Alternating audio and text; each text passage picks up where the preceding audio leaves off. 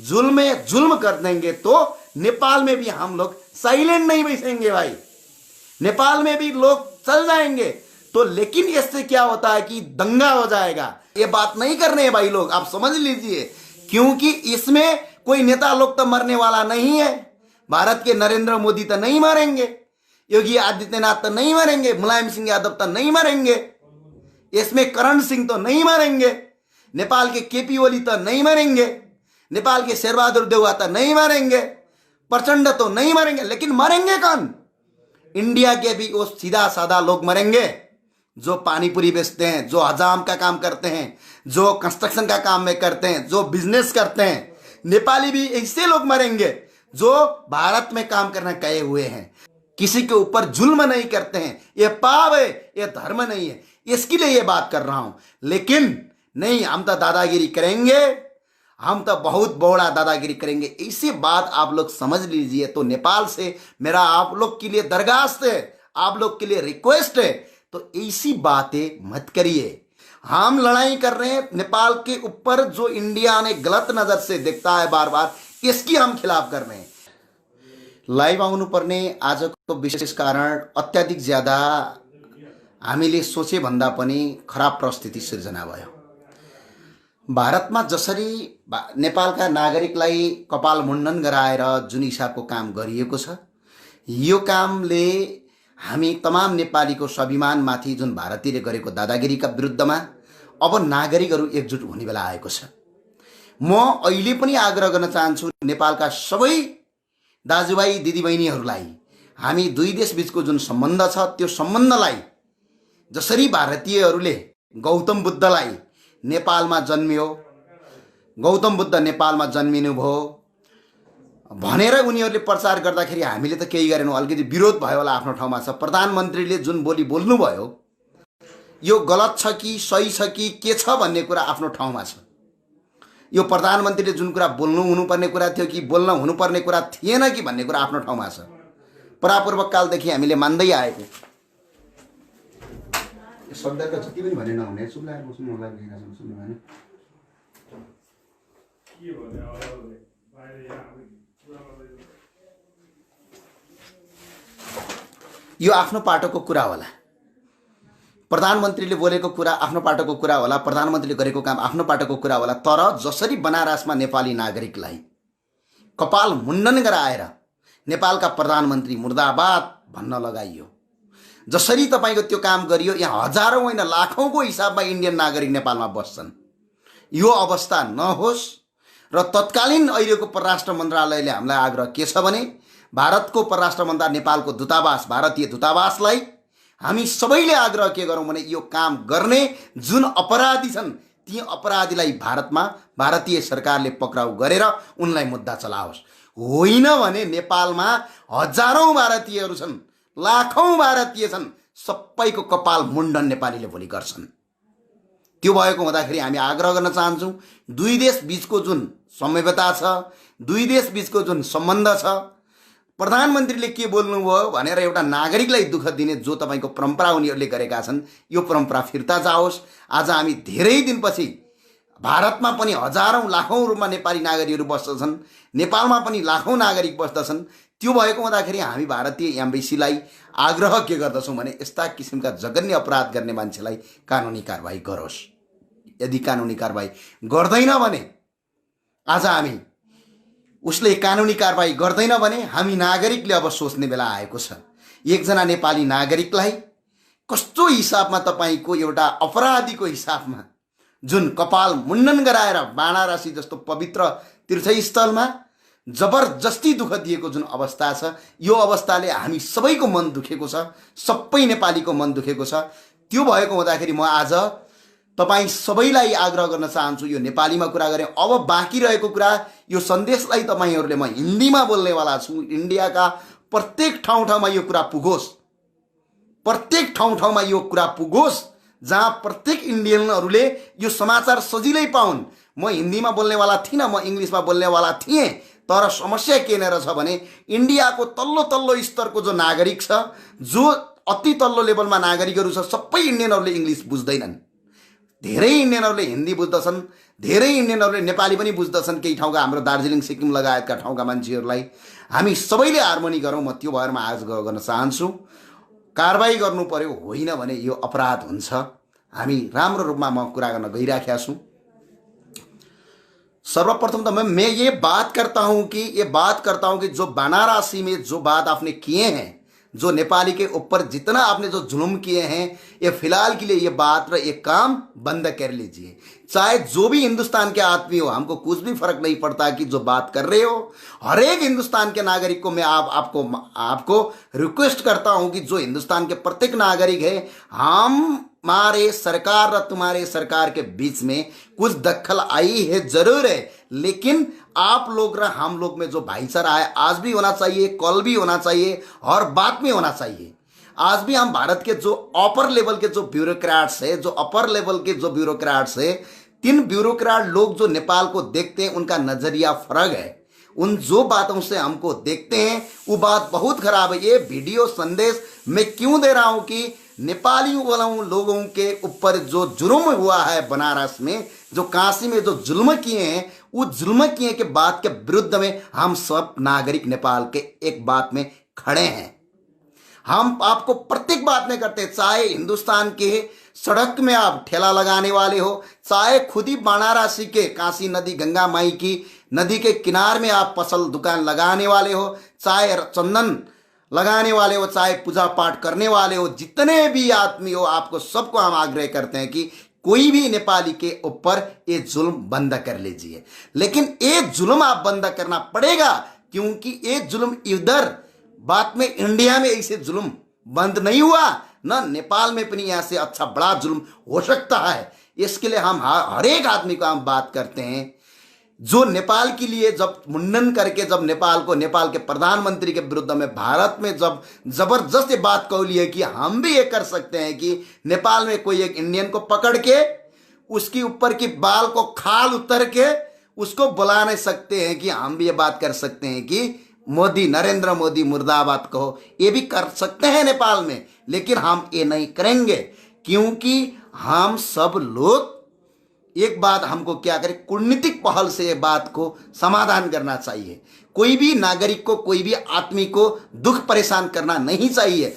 ये बात भारत को अच्छी तरह से पता होना चाहिए कि आज दुनिया में कोई भी अच्छे रिश्ते हैं तो सिर्फ नेपाल के अच्छे रिश्ते हैं और किसी से भी भारत के अच्छे रिश्ते नहीं है। स्वयं आपके जो छिमेकी वाले देश है, जो पड़ोसन देश हैं, जो पड़ोसन देश जो पाकिस्तान है, पाकिस्तान के साथ भी आपका बुरा हालत है। जो आपका पड़ोसन देश आज बांग्लादेश है, बांग्लादेश के साथ भी आपका बुरा हालत है। आपके जो पड़ोसन देश श्रीलंका है, श्रीलंका के साथ में भी आपकी हालत बहुत खराब है। आपका पड़ोसन देश अफगानिस्तान है, जो ऊपर वाला पड़ोसा देश, उसमें भी तपाईं का खराब रिश्ता है। एक ही देश भूटान में आप राज करते हो, एक ही देश नेपाल में आपका रिश्ता अच्छा है, लेकिन नेपालियों के लोग और नेपाल के सरकार ने आपके साथ जो रिश्ता गलत कर दिया ना, हिंदुस्तान नहीं बचेगा भाई। सारे आपके जो दुश्मन है सारे नेपाल को सपोर्ट करना लग जाएंगे, तब तक कहां जाओगे। इसके लिए हम बात करते हैं आप लोग के सारे लोग को।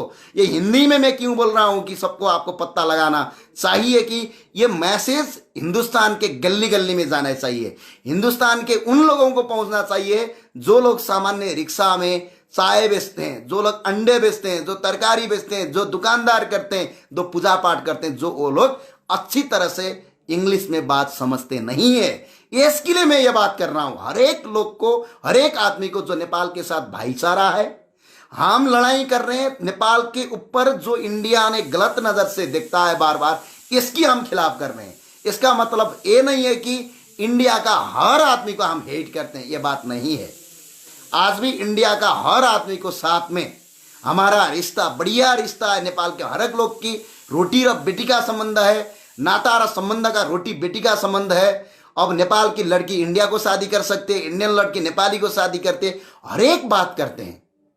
लेकिन हमारा लड़ाई नेपाल के ऊपर तुम्हारा जो इंडिया का जो ब्यूरोक्रेट देखता है ना, नेपाल के ऊपर जो जबरदस्ती करते हैं, इसका विरुद्ध के खिलाफ के लिए है। राम के जन्मभूमि अयोध्या के बारे में जो हमारे प्रधानमंत्री ने जो अभी बात कही है, ये बात के लिए, ये चर्चा और परिचर्चा के लिए हम नेपाल के और इंडिया के बीच में जो अभी भी आ रहा है कि जो हिंदुस्तान का विश्व हिंदू महासंघ है उसके साथ में बस बैठ के ये बात कर सकते हैं। हमारे ऊपर गीता बनी है, रामायण बनी है, विभिन्न महाभारत कालखंड है, उसके ऊपर से भी हम इसका विद्वान लोग, कूटनीतिज्ञ लोग बैठ के इस समस्या को सुलझा सकते हैं। लेकिन इंडिया वाले आपको ये बात बता रहा हूं, जब हमारा गौतम बुद्ध को भारत में जन्मा हुआ है बोल के नरेंद्र मोदी ने अमेरिका में बोला था, तुम्हारे प्रधानमंत्री ने, उस बात तो नेपाली ने कोई इंडियन को पकड़ के ऊपर कपाल में तपा को आपका छाला लकड़ के उसका सारे बाल काट के नंगा तो नहीं किया था ना। इसका मतलब ये नहीं है कि हम साइलेंट बैठते हैं, इसका मतलब ये नहीं है कि हम डरपोक हैं। ये बात आप समझ लो, हम बहुत काम है, बहुत छोटे हैं, बहुत काम है, तुम्हारे ऊपर से तुम्हारे पॉपुलेशन के हिसाब से बहुत काम है, लेकिन हम भाईचारा चाहते हैं। कोई भी इंडियन है, जो भी इंडियन है, मेरे को आग्रह है, सारे इंडियन को मेरा रिक्वेस्ट है, बार बार रिक्वेस्ट है, आप ऐसे गंदी हरकत मत करिए। ऐसे गंदे हरकत कर जाएंगे नेपाल के सारे लोग प्रत्येक इंडियन के खिलाफ हो जाएंगे ना। नेपाल में अभी भी इंडिया के 45 लाख से 55 लाख लोग अभी भी रहते हैं नेपाल में। नेपाल के लोग इंडिया में बहुत ज्यादा रहेंगे ना, 10 से 12 लाख लोग रहते हैं। इंडियन या 50 लाख से ऊपर 55 लाख तक नेपाल में रहते हैं। सारे के सारे इंडियन लोग नेपाल में बिजनेस वाले बन के रहे हैं। अभी नेपाल के ठेला गाड़ा में काम करने वाले, पानीपुरी में काम करने वाले, अभी भी हजाम के काम करने वाले सारे इंडियन लोग रहते हैं नेपाल में। उनके साथ आज भी हम भाईचारा करते हैं, आज भी हम एक मानव की तरह देखते हैं। हमारा लड़ाई आपका ब्यूरोक्रेट से है, आपकी ऊपर वाली सचिवालय से, आपके प्रधानमंत्री की जो सोच से है, जो भारत की जो सोच है उसकी सोच के ऊपर लड़ाई है। हम व्यक्तिवादी लड़ाई में नहीं है। इसके लिए मैं आपको यह बात कहता हूं बार बार, कोई भी नेपाली के ऊपर, भारत में रहे हुए नेपाली के ऊपर कुछ भी जुल्म मत किए। लेकिन वो जुल्म बात कर लाएंगे ना, जुल्म कर देंगे तो नेपाल में भी हम लोग साइलेंट नहीं बैठेंगे भाई। नेपाल में भी लोग चल जाएंगे तो, लेकिन इससे क्या होता है कि दंगा हो जाएगा, इसमें हिंसा हो जाएगा, इसमें कोई भी नॉर्मल आदमी मर जाएगा। जो आदमी कोई भी इसका भागीदार नहीं है, कोई भी आदमी एक केस में कोई इन्वॉल्व नहीं है, सीधे साधे लोग, रोजी रोटी के लिए काम करने वाले लोग, चाहे नेपाल के लोग इंडिया में हो, चाहे इंडिया के लोग नेपाल में हो, ऐसे लोग मर जाएंगे, उनका घर बार उखड़ जाएगा, बिखर जाएंगे। इसके लिए ऐसे गंदी हरकत भारत में बंद करो। जो हरकत कर रहे हैं, भारत सरकार को मैं अपील करता हूं, जो ये हरकत कर रहे हैं, स्पेशली यूपी सरकार, योगी आदित्यनाथ, जो नेपाल में बार बार आते हैं, जो गोरखपीठ के रक्षक भी है, नेपाल के पशुपतिनाथ में आते हैं, बार बार आते हैं। माननीय मुख्यमंत्री जी से मेरा आग्रह है कि जो भारतीय ने ऐसा गंदा हरकत आपके उत्तर प्रदेश के बनारसी काशी में किए हैं, उन लोग को तत्काल कार्रवाई करो, उन लोग को लेकर कानूनी सजाया दिलाओ। नत्र ऐसे नहीं करेंगे तो सारे यूपी वाले नेपाल से लखड़ जाएंगे। बहुत आसान लोग देखो, इसमें हम इसमें बात ऐसे नहीं करेंगे कि किसी को उछाले, किसी को पछाड़े, ये बात नहीं करने हैं भाई लोग, आप समझ लीजिए। क्योंकि इसमें कोई नेता लोग तो मरने वाला नहीं है। भारत के नरेंद्र मोदी तो नहीं मरेंगे, योगी आदित्यनाथ तो नहीं मरेंगे, मुलायम सिंह यादव तो नहीं मरेंगे, इसमें करण सिंह तो नहीं मरेंगे, नेपाल के केपी ओली तो नहीं मरेंगे, नेपाल के शेरबहादुर देउवा तो नहीं मरेंगे, प्रचंड तो नहीं मरेंगे। लेकिन मरेंगे कौन? इंडिया के भी वो सीधा साधा लोग मरेंगे, जो पानीपुरी बेचते हैं, जो हजाम का काम करते हैं, जो कंस्ट्रक्शन का काम में करते हैं, जो बिजनेस करते हैं।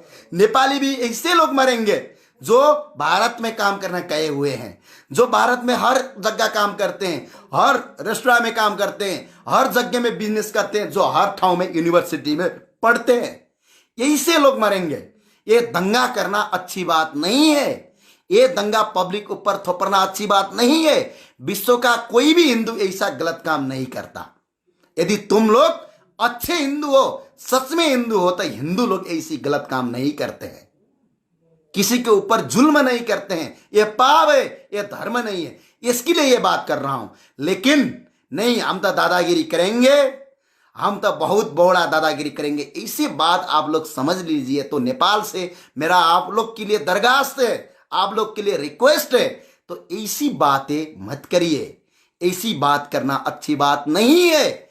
इसके लिए कोई नेता लोग को फर्क पड़ने वाला नहीं है। जो आपने जो नेपाली के ऊपर सिर मंडन कराया, जिसके बाल मंडन कराया, जिसके ऊपर आपने इतने गंदे गंदे हरकतें किए हैं, लेकिन असर नेपाल के प्रधानमंत्री ओली को पड़ने वाला नहीं है। उन नेपाल के प्रधानमंत्री ओली और भारत के प्रधानमंत्री नरेंद्र मोदी हर एक जगह में जाएंगे तो भाई भाई करेंगे, गले मिलेंगे, दोनों ही मिलकर दोनों ही देश को लूट लेंगे। देखो, इसके लिए दुख किसको पड़ने वाला है? जो नॉर्मल नागरिक है उसको दुख पड़ेगा, जो रोजी रोटी के लिए काम करते हैं उसको दुख पड़ेगा, इंडियन को भी पड़ेगा, नेपाली को भी पड़ेगा। इसके लिए मैं बात करता हूं, ऐसी बात आपको रिक्वेस्ट करता हूं, दरखास्त करता हूं, ऐसे हरकत मत करिए। जैसे गुजरात में दंगा हो गया था, पता है आपको? हिंदू मुसलमान का दंगा हो गया था, लाखों हिंदू मर गए, हजारों मुसलमान मर गए, हजारों हिंदू मर गए। जो पाकिस्तान और हिंदुस्तान छूट गया था उस टाइम में 20 लाख आदमी गुआए, 20 लाख आदमी मर गए थे। ऐसे दंगे छोटे छोटे से सारे दुनिया में फैल जाती है, ऐसा बात नहीं है। आप बहुत ज्यादा इंडिया में जुल्म करोगे तो नेपाल में भी मात्र नहीं हो गए। अमेरिका में बैठने वाले नेपाली इंडियन को मारेंगे, इंडियन नेपाली को मारेंगे। बेलायत में बसने नेपाली इंडियन को मारेंगे, इंडियन नेपाली को मारेंगे। इससे क्या हो जाता है कि खून खराबा बढ़ जाता है। खून खराबा बढ़ जाएगा। जो नॉर्मल रोजी रोटी के लिए काम करते हैं, जो अपने परिवार के लिए काम करते हैं, दोनों देश में जाकर काम करते हैं, उन लोग की रोजी रोटी खुश जाएगी। उन लोग को बहुत बड़ा परेशान बन जाएगा, उनका जीवन चली जाएगा, उनका परिवार बिछड़ जाएगा, उन लोग को अपने परिवार के ऊपर आ जाएगा। ये बात हमको समझ के करना चाहिए। बहुत नेपाली लोग अभी नाराज है, जो गलती कर लिए, जो जबरदस्त मुंडन कराया था। नेपाल के 79% लोग नाराज है।